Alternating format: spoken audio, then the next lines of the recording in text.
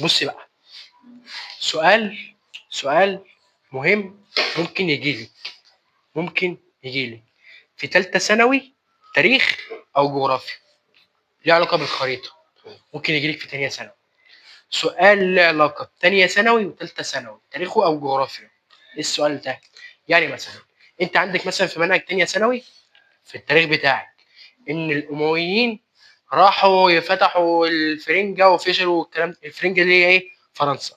حلو. فقال لك ان هم راحوا فتحوا الفرنجه وفشلوا والكلام ده كله. هيجيب لك السؤال كده ان الدوله الامويه او قائد الدوله الامويه راحوا يفتحوا بلاد الفرنجه وفشلوا. حلو. يقول لك بلاد الفرنجه دي اللي هي ايه في الاختيارات؟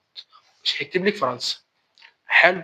ممكن يكتب لك احدى دول قارات العالم القديم او الجديد او النامي او المتقدم، او احدى الدول اللي بتقع في نصف الكره الشمالي او الجنوبي او الشرقي او الغربي او الشمالي الشرقي او الشمالي الغربي. حوارات كتيره كده.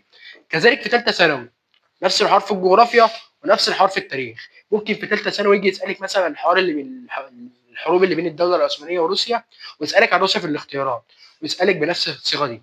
مش هيقول لك روسيا بالمعنى الصريح. من الاخر، سؤال ممكن يجي لك في تاريخ او جغرافيا في ثانيه ثانوي او ثالثه ثانوي. حلو. فعايزين بقى نفهمه ونحلله واحده واحده كده على ايه؟ على السبوره. جميل. بصي بقى الاول، احنا عندنا دول السبع قارات، نمشي الدنيا دول هم السبع قارات. دول السبع قارات اللي عندنا في العالم. حلو الكلام. قال لك في حاجه اهو بتيجي في النص اهو، اسمها ايه؟ نمشي كده اهو في النص. دي كده اسمها ايه منا؟ خط الاستواء. جدع. خط الاستواء او دائره الاستواء. طيب، دائره الاستواء دي قسمت لي الارض لايه؟ نص شمالي ونصف جنوبي. حلو. اسالك مثلا عن دوله زي فرنسا اللي هنا مثلا. حلو. فرنسا دي بتقع في نصف الكره الايه؟ الشمالي ولا الجنوبي؟ حلو. طيب دوله زي جنوب افريقيا بتقع في نصف الكره الايه؟ الجنوبي. جميل. طيب قال لك بقى في حاجه تانية جت اسمها اهو، العلماء عملوها اسمها في النص ان هو خط طول، اسمه خط طول ايه؟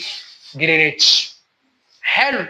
قال لك ان خط طول جرينتش دوت قسم لي الارض او الكره الارضيه لنصف شرقي ونصف غربي. جميل. طيب دوله زي الصين اللي موجوده في اسيا هنا، الصين دي واقعه في النصف الكره الشرقي ولا الغربي؟ الشرقي. حلو الكلام. طيب دوله زي المغرب اللي هنا اهو، وقع في نصف الكره الايه؟ الشرقي ولا الغربي؟ حلو الكلام، الغربي. قال لك بقى بص كمان على حاجه ثانيه، ان الدول او الخط الطول اللي هو جرينتش ودائره الاستواء لما اتقطعوا مع بعض قابلوا بعض قسموا الكره الارضيه لاربع اجزاء. هذا واحد اثنين ثلاثه اربعه. حلو.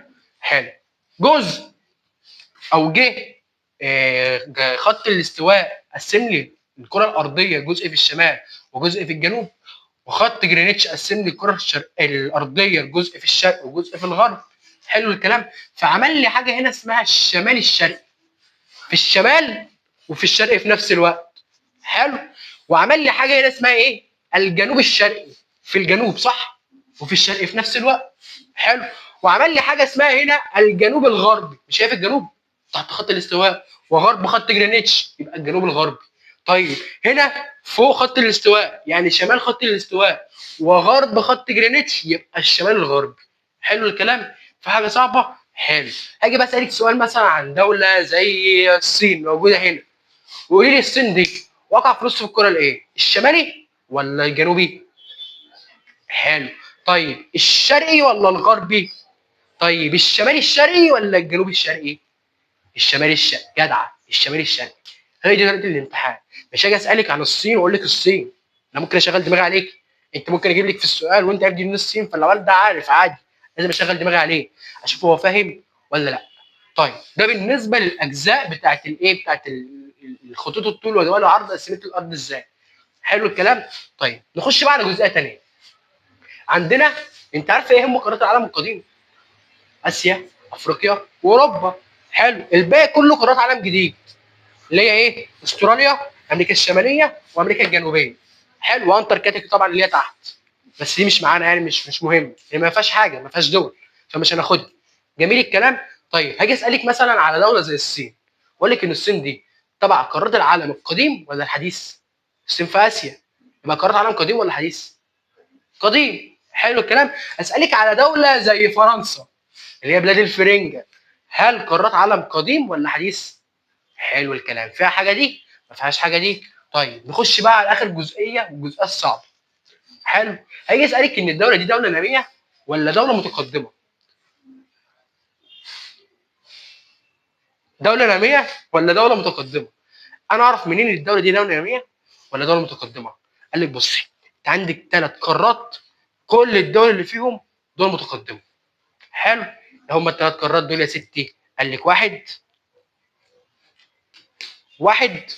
اوروبا، دوله متقدمه. حلو.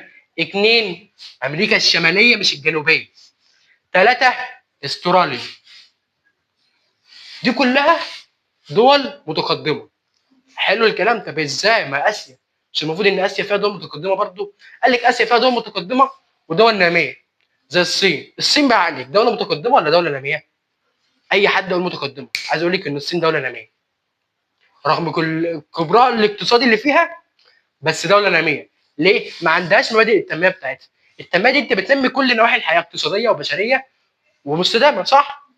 الصين ما حققتش كل ده. الصين حققت التنميه المستدامه بس. هتلاقي مثلا ان البنيه التحتيه اللي هي وسائل المواصلات والنقل والحاجات دي في الصين مش قد كده. فاهم حاجه؟ بس عندك دوله زي اليابان، فاليابان دوله متقدمه. حلو الكلام. حلو الكلام. فاسالك سؤال دلوقتي، احنا قلنا دلوقتي ان استراليا واوروبا وامريكا الشماليه الثلاثه دول قارات ايه؟ دول عالم ايه؟ متقدم. حلو الكلام. اي حاجه ثانيه ناميه. جميل. فاسالك مثلا سؤال على دوله او بلد زي اسبانيا. اسبانيا دي دوله متقدمه ولا دوله ناميه؟ اسبانيا في اوروبا، متقدمه. حلو الكلام. هسالك مثلا على دوله زي كندا. كندا في امريكا الشماليه، متقدمه ولا ناميه؟ طيب هسالك على دوله زي البرازيل في امريكا الجنوبيه، متقدمه ولا ناميه؟ ناميه. الله ينور عليك. طيب لو جيت سالتك مثلا على دوله زي الارجنتين في امريكا الجنوبيه.